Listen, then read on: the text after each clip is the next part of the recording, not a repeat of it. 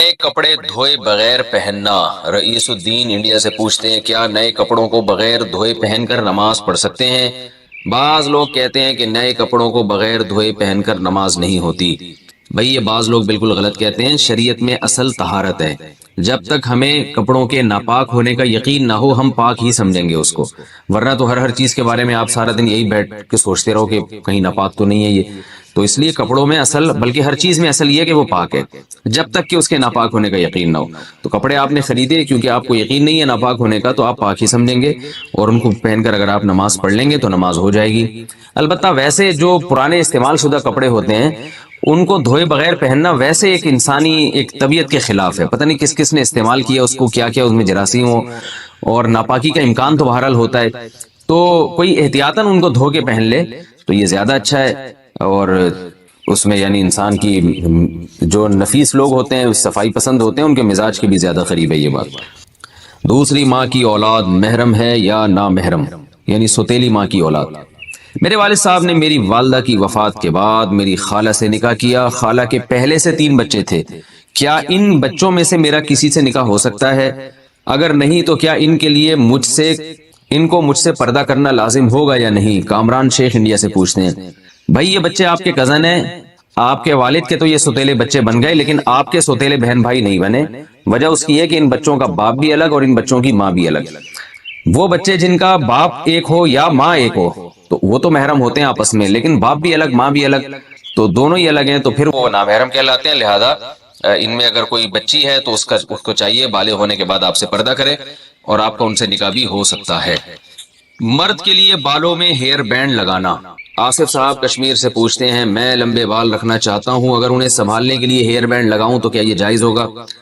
جی، مرد اگر لمبے بال رکھے اور بار بار ان کو سنبھالنا مشکل ہو رہا ہو تو وہ ان کو سنبھالنے کے لیے ہیئر بینڈ لگا سکتے ہیں، پیچھے کی طرف لے جا کے۔ ایسا نہ ہو کہ اوپر چٹیاں بنانا شروع کر دیں، پیچھے جو بال جاتے ہیں ان کو ہیئر بینڈ سے ان کو باندھا جا سکتا ہے، اس میں کوئی حرج نہیں ہے۔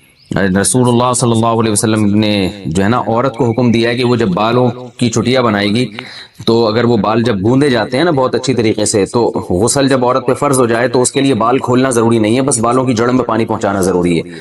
اور اس کے تحت فقہاء لکھتے ہیں کہ مرد نے اگر بالوں کو گوندا ہوا ہو اور اس کی یعنی گویا کہ ایک طرح سے پیچھے چٹیاں بنائی ہوئی ہو تو مرد کے لیے بال کھول کے غسل کرنا ضروری ہے۔ تو اس سے پتہ چلتا ہے کہ اس زمانے میں مرد بھی بڑے بال رکھتے تھے اور بعض دفعہ سنبھالنے کے لیے ان کو باندھ بھی دیا کرتے تھے۔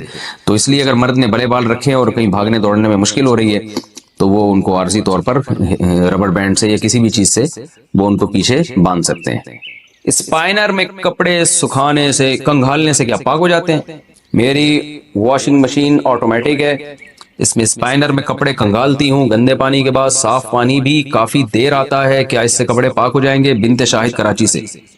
اگر ایک دفعہ ناپاک کپڑے دھلنے کے بعد ان میں اتنا پانی بہا دیا جائے کہ ایک طرف سے پانی آ رہا ہو اور دوسری طرف سے نکل رہا ہو، کہ اگر آپ یہ سمجھتے ہیں کہ 3 دفعہ ان پانی کو کسی برتن میں ڈبویا جاتا تو اتنا پانی جتنا استعمال ہوتا اتنا پانی بہہ چکا ہے تو وہ کپڑے پاک ہو جائیں گے۔ لیکن جو مشینیں آٹومیٹک آ رہی ہیں میری معلومات کے مطابق اس میں ایسا ہوتا نہیں ہے، پانی بہتا نہیں ہے، بلکہ ہوتا یہ ہے کہ ایک دفعہ پانی پورا بھرتا ہے، اس میں کپڑے صاف ہوتے ہیں، پھر دوبارہ پانی بھرتا ہے اور وہ پانی نکلتا ہے، پھر تیسری دفعہ پانی بھرتا ہے وہ نکل جاتا ہے۔ تو اس طرح سے کپڑے پاک نہیں ہوتے، کیونکہ اس کی وجہ یہ ہے کہ ابھی کپڑے جب ایک دفعہ جب دھلے ہیں تو کپڑے ناپاک ہوتے ہیں، تو کم سے کم 3 دفعہ ان کو پانی میں کنگھالنا ضروری ہے، تو 3 کے بجائے وہ 2 دفعہ کنگھالے جاتے ہیں۔ تو اس لیے بہتر یہی ہے کہ جب مشین نے 2 دفعہ کنگھال دیے تو 1 دفعہ آپ خود کنگھال لیں، یا تو یہ کام کر لیں یا یہ کر لیں کہ جاری کریں پانی کو۔ جاری کا مطلب پائپ لگائیں، ادھر سے پانی آ رہا ہو اور ادھر سے نکل رہا ہو، تو جب اتنا پانی نکل جائے گا جس میں آپ کو اندازہ ہو کہ کپڑے پاک ہو گئے تو کپڑے انشاءاللہ پاک ہو جائیں گے۔ ناپاک کپڑے کو مشین میں ڈالنے سے پہلے کیا دھونا ضروری ہے؟ مرد حضرات کو جو احتلام ہوتا ہے اگر وہ کپڑا ہم ڈائریکٹ آٹومیٹک مشین میں ڈال دیں تو کیا وہ کپڑا پاک ہو جائے گا یا پہلے اس ناپاک کپڑے کو الگ سے دھونا ہوگا پھر مشین میں ڈالنا ہوگا؟ دیکھو آٹومیٹک مشین اگر 3 دفعہ دھو کے پانی نکال دیتی ہے تو پھر تو کپڑا پاک ہو جائے گا، تو اور اگر 3 دفعہ دھونے کے پروسیس سے نہیں گزرتی، یعنی پورا پانی آئے اس میں اچھی طرح دھوئے پانی نکلے، پھر دوبارہ پانی آئے اچھی طرح دھوئے پھر نکلے، پھر تیسری دفعہ پانی آئے اچھی طرح دھوئے پھر نکلے، تو 3 دفعہ اگر یہ پروسیس ہو رہا ہے تو پھر تو کپڑا پاک ہو جائے گا، 3 دفعہ یہ عمل نہیں ہو رہا تو پھر کپڑا پاک نہیں ہوگا۔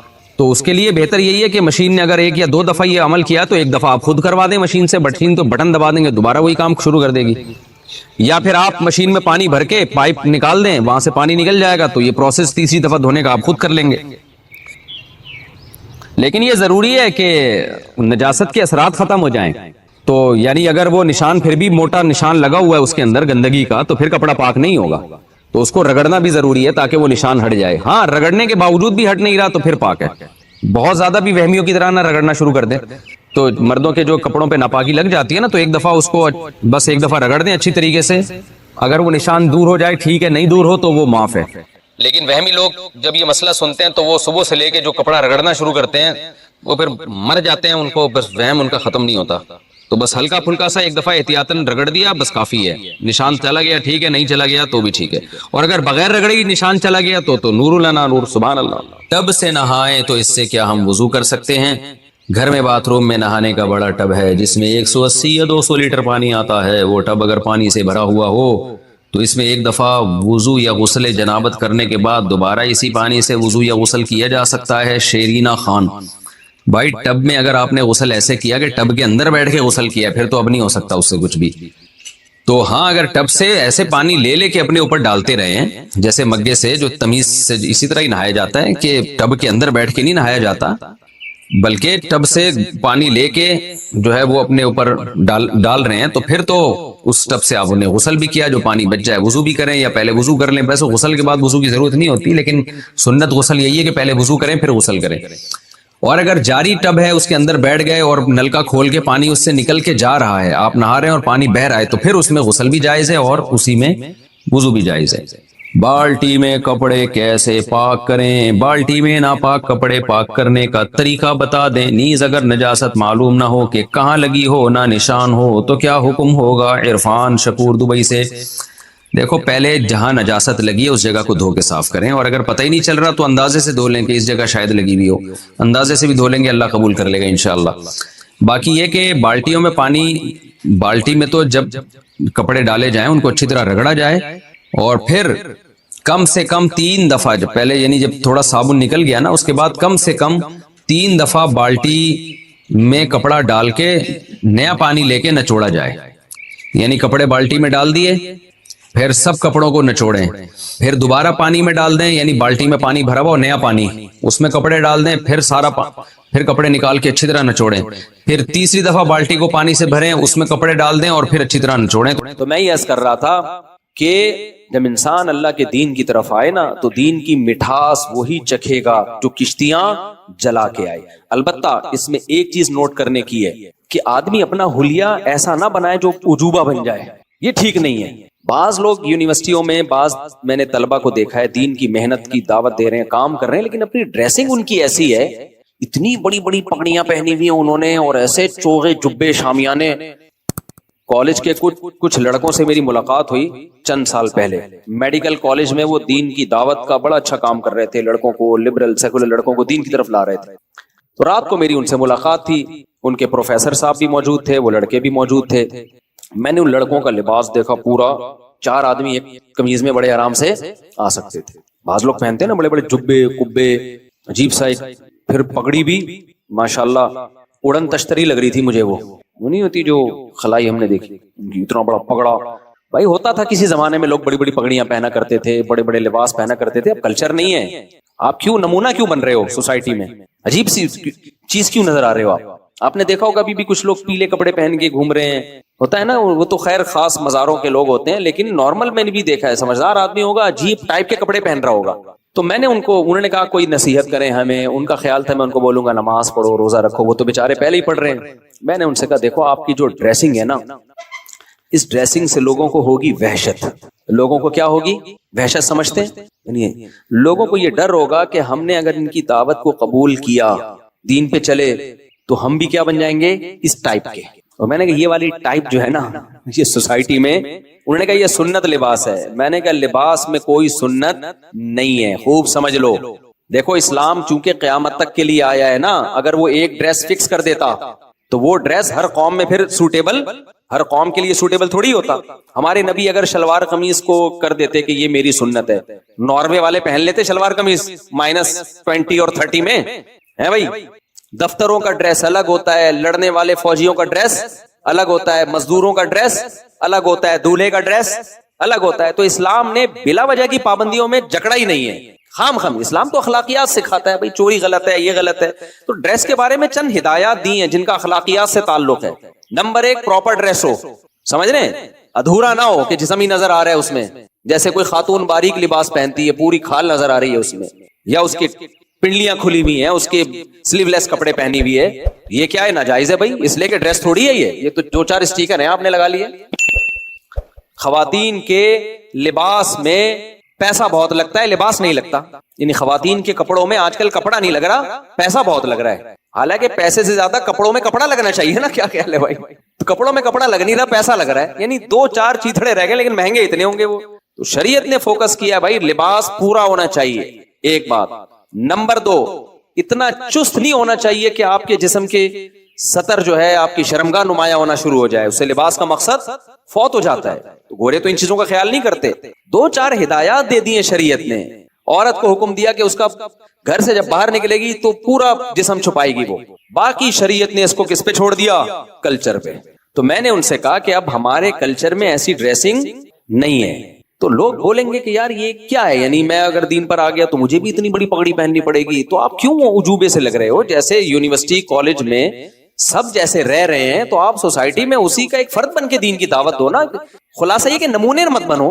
لوگ دیکھ کے کیا سمجھیں نمونے سے. مجھے وہ واقعہ لازمی یاد آتا ہے, ایک صاحب بار بار جو ہے نا وہ کہ خواتین کو پڑھاؤ نہیں, پڑھاؤ ان کی شادی مت کرو, پڑھاؤ, پڑھائی کو فوکس کرو. تو ایسے لوگوں کے بارے میں کہتا ہوں کہ جب کوئی آپ کے سامنے کہا کرے نا کہ لڑکیوں کو پڑھاؤ شادی مت کرو, ہم کہتے ہیں شادی بھی کرو پڑھاؤ بھی, دونوں کام کرو نا. شادی کو پڑھائی میں رکاوٹ نہ سمجھو, شادی کر کے بھی پڑھ لے, لیکن ڈیلے مت کرو ان کی شادی کو پڑھائی کی وجہ سے.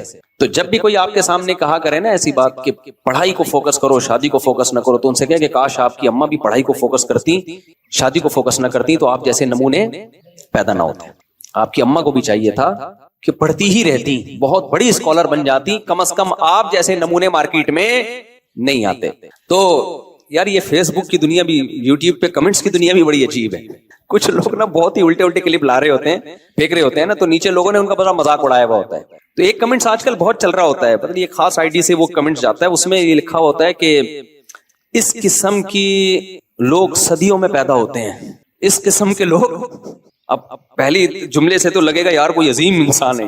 کہتے ہیں اس قسم کے لوگ صدیوں میں پیدا ہوتے ہیں کیونکہ اکثر مائیں ایسے بچوں کو پیدا ہونے سے پہلے ضائع کرا دیتی ہیں. جب ماؤں کو پتہ چلتا ہے نا کہ اس طرح کی چیز مارکیٹ میں آنے والی ہے, وہ پیدا ہونے سے پہلے ضائع کرا دیتی ہیں. اس لیے اس قسم کے لوگ صدیوں میں پیدا ہوتے ہیں. تو کچھ نمونے ہیں نا یوٹیوب پہ بھی کچھ اوٹ پٹانگ پھینک رہے ہوتے ہیں. تو یار یہ پاکستانی قوم کا دماغ, میں کہتا ہوں اتنی ٹینشنوں میں جن کا دماغ کام کر رہا ہو, اگر ہم امریکہ اور کینیڈا کی طرح ٹینشن فری ہوتے تو ہم کہاں پہنچ چکے ہوتے. چاند پہ پہنچنا تو دور کی بات, ہم چاند کو زمین پہ اتار کے لائے ہوئے ہوتے. بولے چاند آئے گا ادھر. اچھا خیر, کیا کہہ رہا تھا یار میں, ایک تو بتائیں بابا. ہاں تو وہ اتنی بڑی پگڑی, وہ خیر انہوں نے میری بات پہ ناراض ہو گئے. میں اگر میرا بیان دوبارہ سنے تو میں ان سے دوبارہ سوری کر لیتا ہوں. وہ ناراض ہو گئے, نہیں یہ نہیں فلانا ڈمکانا, یہ کیا ہم تو اپنے لباس کو پروموٹ کریں گے. میں نے کہا بھائی کیوں لباس کو اتنا زیادہ لباس کو فوکس کیوں کر رہے ہو؟ تو بہت زیادہ ہے بات, شلوار قمیض پہن لو آپ, تھوڑا سا اچھے اسٹائل کی شلوار قمیض ہو, تھوڑا ویسٹ کوٹ ہو. آپ پینٹ شرٹ نہیں پہننا چاہتے تو اب doctor Zakir Naik pant shirt پہن کے آتے ہیں نا, میری ان سے جب بھی 2-3-4 اچھی ملاقاتیں ہوئی ہیں, وہ کہنے لگے بھائی ویسے ان کی ڈریسنگ شلوار قمیض ہے. کہتے ہیں میں جس طبقے میں کام کرتا ہوں وہ سارا پینٹ شرٹ والا طبقہ ہے, تو اس میں پینٹ شرٹ میں جاؤں گا تو ان کو لگے گا کہ ہمارے قریب ہے. بہت مجھے اچھی لگی ان کی, ورنہ نارملی ڈاکٹر صاحب کی جو ڈریسنگ ہے وہ اور کسی مولوی صاحب کی ڈریسنگ میں کوئی فرق ہے نہیں. میں ملیشیا میں ان کے گھر بھی گیا ہوں, تو یہاں تک پنڈلی تو آدھی پنڈلی تک ان کی شلوار, اور وہ بغیر بنیان والا سفید کرتا نہیں جو صرف آپ جمعے کے دن پہن کے آتے ہو, پہلی دن شریف لگ رہے ہوتے ہو کہ یار کوئی انسان کا بچہ آیا ہے. جمعے کے دن نہیں کرتا, بغیر کرتے کے لوگوں نے اکثر جمعے کے لیے رکھے ہوئے ہوتے ہیں, یہ عید کے لیے رکھے ہوئے ہوتے ہیں.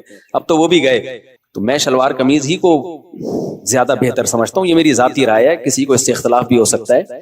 لیکن بہرحال تو یونیورسٹیوں میں کام کرنے کے لیے ضروری ہے کہ آپ کوئی ایسا ڈریس نہ پہنے کہ وہ آپ کو کیا سمجھیں وہی یہ کوئی الگ ہی چیز آ گئی مارکیٹ سے. ایسا نہیں ہونا چاہیے. ہاں جس چیز پہ شریعت نے آرڈر دیا ہے اس پہ کمپرومائز نہیں کرنا. داڑھی رکھنا شریعت کا حکم ہے. اب آپ یہ نہیں ہو سکتا کہ شیو کرنا شروع کر دیں دین کی تبلیغ کے لیے تاکہ میں بالکل ان جیسا نظر آؤں. نہ بھائی, یہاں کس کی ہدایات ہیں, اسلام کی ہدایت، داڑھی رکھنی پڑے گی آپ کو، اسلام کے جو احکام ہیں ان پہ کمپرومائز نہیں کیا جا سکتا. مثال کے طور پر آپ نماز پڑھنے سے ملا لگ رہے ہیں تو آپ نے ان کو دین کے قریب کرنے کے لیے نماز ہی چھوڑ دی، یہ تھوڑی جائز ہے بھائی. پھر قریب کس کے کرو گے؟ دین کو داؤ پہ لگا کے تھوڑی دین کی تبلیغ کی جا سکتی ہے.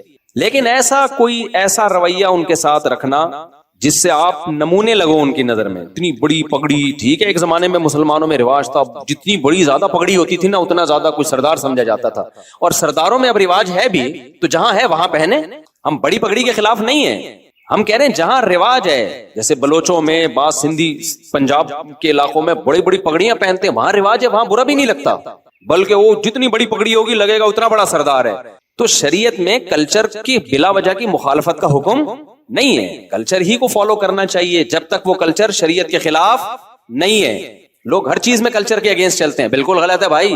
جب تک وہ کلچر شریعت کے اگینسٹ نہیں ہے تو آپ کلچر کو فالو کرو، بلا وجہ خام خامے نمونے بننے کی کوشش، کیونکہ کلچر پہ نہیں چلو گے تو نمونے نظر آؤ گے نا آپ، الگ ہی کوئی چیز. ایک اور یونیورسٹی کا مجھے واقعہ یاد آیا، نام یونیورسٹی کا میں نہیں لوں گا کیونکہ پھر وہ لوگ سمجھ جائیں گے ہماری بات ہو رہی ہے. وہاں بھی کچھ نیک پرہیزگار لڑکے گئے، بہت ہی لبرل یونیورسٹی ہے وہ، بہت بے حیائی ہے اس میں، بہت ہی ہائی، یعنی بڑی یونیورسٹی ہے، ہائی لیول کی. لڑکوں نے وہاں کام کرنا شروع کیا، دین کی دعوت، بہت تیزی سے لڑکے دین پر آنا شروع ہو گئے. اب جو لڑکا دین پر آتا اسے وہی والی پگڑی، وہی والا چوغا جو انہوں نے پہنا ہوتا نا، اسی قسم کی ڈریسنگ. اچھا اللہ نے برکت اتنی دی نا کام میں، انہوں نے جب دعوت دینا شروع کی لڑکوں کو، کسی بزرگ سے بیعت بھی تھے وہ، تو کیا ہوا، وہ سارا ان کا نیٹ ورک بڑھنا شروع. تو اب جب یونیورسٹی نے دیکھا کہ یار کچھ لڑکے بالکل ہی الگ ڈریس میں اور الگ سی ان کی لباس، تو یہ یونیورسٹی ایسا لگ رہا ہے دو دھڑوں میں تقسیم ہو رہی ہے، دھڑے بندی ہو رہی ہے اس میں. بھائی یونیورسٹی کو اس سے کیا غرض کہ کوئی داڑھی رکھے نماز پڑھے، ان کو تھوڑی اس سے. لیکن جب سب کی ڈریسنگ ایک جیسی ہونا شروع ہو گئی، یونیورسٹی نے ان کو ٹھک سب کو باہر نکال دیا. بولا انسان کے بچے بنو، یونیورسٹی کے بقول بچے تو بن نہیں رہے تھے، انسان کے بچے نکلو یہاں سے، سب پابندی لگا. تو پھر جامع رشید آئے ہمارے پاس کہ ہم اتنی دین کی دعوت کا کام کر رہے تھے اور یہ دیکھیں کیسی لبرل یونیورسٹی ہے، سب کو ٹھڈے مار کے باہر نکال دیا. ہمارے استاد نے بولا تم بھی تو کیا کر رہے تھے، یونیفارم کیوں بنایا ہوا تم نے؟ دین میں یونیفارم ہے کہ اس کلر کی پگڑی، اس کلر کے کپڑے؟ فوجیوں کا یونیفارم ہوتا ہے، پولیس کا یونیفارم ہوتا ہے، مذہب کا کوئی یونیفارم تھوڑی ہوتا ہے. بھائی جو پہن رہے ہیں وہی پہننے دو یار، ان کو تھوڑی بہت ہدایت دے دو یار. یہ کچھ زیادہ پینٹ پتلی ہو گئی ہے، تھوڑا سا اس کو کیا کر لو، تھوڑی سی اس کو ڈھیلی کر لو. دو چار ہدایات ہیں. تو اتنا آپ نے بھی تو ایک پورا دھڑے بندی کا ماحول بنا دیا تھا، لگ رہا تھا کہ نیا فرقہ وجود میں آ رہا ہے. تو بعض دفعہ ہم خود غلطیاں کر کے اپنے پاؤں پہ کلاڑی مار رہے ہوتے ہیں. تو اسی طرح میں ان لڑکوں کو بھی کہتا ہوں جو دین پر آتے ہیں، اپنے خاندان میں دین پہ مضبوطی سے چلو، نمونے بولو مت بنو. لوگ یہ نہ بولے ہمارے خاندان میں ایک نمونہ پیدا ہو گیا ہے، ایسی حرکت. یہ سب چیزیں ہم بھگتے ہوئے ہیں. ہمارے خاندان میں خاندان میں تو نہیں، خاندان سے باہر کوئی ریلیٹو تھے، ان میں ایک نمونہ پیدا ہوا تھا. تو یہ جب چیزیں جو شریعت کے جو مقاصد ہیں ان کو زیادہ فوکس کرنا چاہیے. ایک صاحب نے چکن کھانا چھوڑ دی کہ ہمارے نبی نے پتہ نہیں یہ والی چکن نہیں کھائی تو دیسی چکن. بھائی تم ویسے ہی چھوڑ دو، تمہیں ڈاکٹر نے منع کیا، مذہب کا لیبل لگا کے چکن مت چھوڑو. اچھا مذہب میں یہ چیز بھی ہے کہ پولیو کے قطرے پلاتے ہیں، تو یہ مذہبی آدمی نہیں ہے، پولیو کے قطرے نہیں پلاتا تو دین پر کیا ہے، پکا اور مضبوط ہے. بھائی اس کا مذہب سے کوئی تعلق بولو نہیں. جن چیزوں کا میڈیکل سائنس میں مذہب سے تعلق ہے ان کو تو فوکس کر نہیں رہے. موٹاپے کو ہمارے نبی نے ناپسند کیا. ایک موٹاپا قدرتی طور پر ہوتا ہے، نیچرل ہے، قدرت کی طرف سے. بڑے بڑے بزرگوں کو میں نے دیکھا بہت وزن ہے، حالانکہ کھاتے صرف ایک ٹائم ہے. بعض صحابہ بہت بھاری جسم کے تھے، وہ تو ایک الگ چیز ہے. کھا کے جو موٹاپا پیدا ہو، تیجا کا بھی کھا گیا، 40 میں کے بھی بریانیاں پھوڑ دی، محرم کے حلیم پھوڑ دیے، پھر اللہ بھلا کرے کنڈے پھوڑ دیے، پھر ابا کے انتقال پہ سویم پھوڑ دیا. کسی کے ابا کے، اپنے ابا کے انتقال پہ تو نہیں پھوڑتے، دوسروں کے ابا کے انتقال پہ کیا پھوڑ دیا، سویم پھوڑ دیا. پھر شب برات کا حلوہ پھوڑ دیا، اور اللہ بھلا کرے 11ویں شریف پھوڑ دی، عید میلاد النبی پہ زردے کی دیگ پھوڑ دی. پھوڑ کے ہمارے توندے کیا ہو گئی، نکل گئے. صرف توند کا تذکرہ کر رہا ہوں، باقی بھی چیزیں نکل جاتی ہیں، لیکن فی الحال فوکس میں کس کو کر رہا ہوں، توند کو. یہ والی توند اسلام میں حرام ہے. اتنی شدید وعیدیں ہیں نا اس پر، آپ حدیث اٹھا کے دیکھو. ایک قدرت کی طرف سے پیٹ نکلتا ہے، جن لوگوں کو قبض ہو، پیٹ خراب ہو، ہوتا ہے. ہم نے بڑے بزرگوں کو دیکھا ہے ایک ٹائم کھاتے ہیں بہت تھوڑا، لیکن وزن بہت زیادہ ہے. وہ تو اللہ کی بنائی ہوئی باڈی ہے نا. میں اس لیے بار بار یہ وضاحت کرتا ہوں کہ کسی بھاری جسم والے کو دیکھ کر بدگمان ہونے کی اجازت نہیں ہے، کسی بڑھے ہوئے پیٹ والے کو دیکھ کر بدگمان ہونے کی اجازت نہیں ہے. یہ قدرت کی طرف سے بھی ہوتے ہیں کچھ چیزیں، اور کچھ ایسے پھوڑتے ہیں لیکن وزن نہیں بڑھتا ان کا. تو لیکن کھا کھا کے اگر وزن بڑھ گیا تو یہ اسلام میں پسندیدہ نہیں ہے. اور میں نے بہت سارے مذہبی لوگوں کو جو اللہ رسول کے عاشق کہلاتے ہیں, کہتے بھی ہیں, دیوبندی بریلوی اہل حدیث کی بات نہیں ہے, سب جگہ ہوتے ہیں ایسے لوگ, اللہ رسول کے عاشق ہے, لیکن جب پھوڑنے پہ بیٹھتے ہیں نا آدمی کہتا ہے یہ اللہ رسول کا عاشق نہیں ہو سکتا, یہ دیگوں کا عاشق ہے. یہ جو اللہ رسول کا عاشق ہوگا نا وہ پھوڑے گا نہیں کبھی بھی, وہ کھائے گا بس خالی. ہمارے نبی کی خوراک تو دیکھو کتنی کم تھی, صحابہ کی خوراک. اسلام میں تو روزے ہیں بھائی, اللہ اور نبی کا عاشق روزے رکھتا ہے, ہر وقت کھاتا نہیں رہتا وہ. ہم فراق یار میں گھل گھل کے ہاتھی ہو گئے. فراق یار گاڑی اردو ہے نا, یار کی جدائی, محبوب کی جدائی. تو جدائی میں انسان موٹا ہوتا ہے دبلا ہوتا ہے, دبلا ہوتا ہے نا غم میں. تو شاعر کہہ رہے ہیں آج کے عاشق عجیب ہیں, اللہ رسول کے عاشق ہیں لیکن یار کی جدائی میں یہ گھل گھل کے ہاتھی ہو رہے ہیں. تو ہم فراق یار میں گھل گھل کے ہاتھی ہو گئے, اتنے گھلے رستم کے ساتھی ہو گئے, رستم پہلوان نظر آنے لگے. ہمارے نبی صلی اللہ علیہ وسلم نے صحیح بخاری کی حدیث ہے فرمائے اس امت میں جو سب سے پہلی خرابی آئے گی نا وہ موٹاپا آئے گا. بخاری کی حدیث ہے, سب سے پہلی خرابی جھوٹ اور موٹاپا. کھائیں گے تو پھوڑنا پھڑنا سے. اور کمال ہے کہ تم کھاؤ یار, منع کس نے کیا تمہیں؟ اپنے خرچے پہ کھا رہے ہو, مذہب کا لیبل تو نہ لگاؤ نا اس پہ, مذہب کا لیبل لگا کے کھا رہے ہو. آج بریانی ہے, آج فلانی ہے, آج 11ویں کا کھانا ہے, جمکانے کا کھانا ہے. کھلانا سنت ہے بھائی, کھانا نہیں ہے کہیں بھی. غریبوں کو کھلاؤ یار جا کے.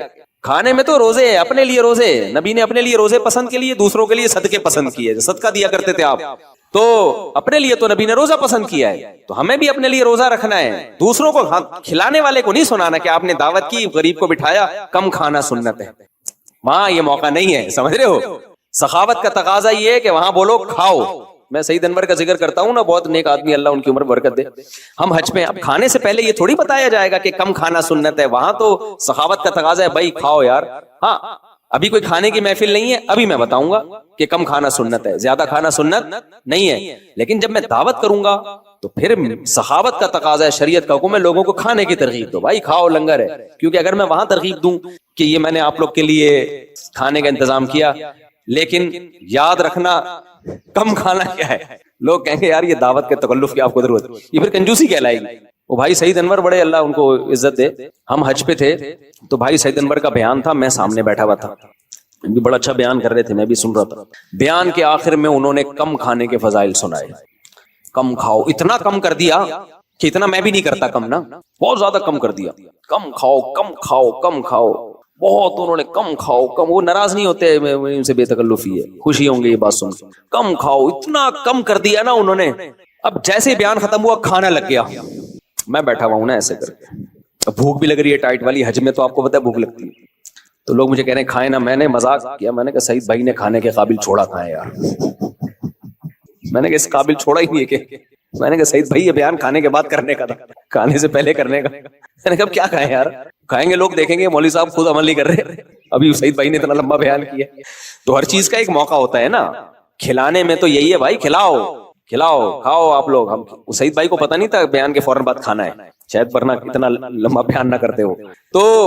تو میں یہ عرض کر رہا تھا, جو چیزیں فوکس کرنے کی ہیں شریعت میں, پرسنالٹی کی بڑی ویلیو ہے. ہمارے نبی صلی اللہ علیہ وسلم جب بھی کسی ملک میں کسی کو سفیر بنا کے بھیجتے تو سب سے بہترین پرسنالٹی والے صحابی کا انتخاب کرتے, سب سے بہترین, تاکہ جب وہ دوسرے ملک میں جائیں تو ان کی پرسنالٹی کا اثر ہو.